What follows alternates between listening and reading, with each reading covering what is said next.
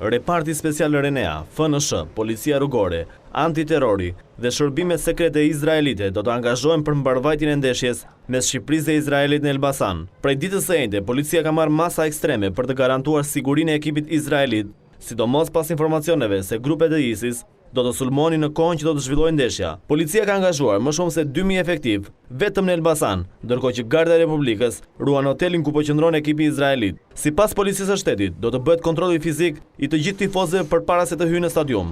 Tifozët që kanë bler bileta për të ndjekur në stadium këtë ndeshje duhet të paraqiten 4 orë përpara fillimit të saj, me qëllim shmangjen e radhëve dhe konfuzionit gjatë check-init të biletës. Tifozët nuk do të lejohen të mbajnë me vete gjatë hyrjes për në stadium monedha metalike, çelca, fishek zjarre, kapsolla, flakan, flamuj me shkopinj, shishe ujë me tab, si dhe çadra, por vetëm mbulesa prej plasmasi në rast se bie shi.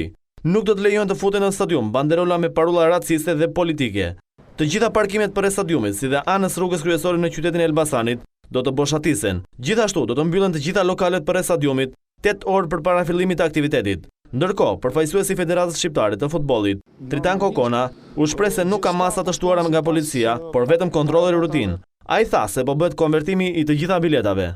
Vazhdon shitja e biletave normalisht, vazhdon konvertimi i biletave normalisht, gjithçka po shkon sipas parametrave të parashikuar prej nesh. Asgjë nuk është për tu shqetësuar, mendoj që gjithçka shkon normalisht, nuk do të ketë regjime kaq të problematike të policisë.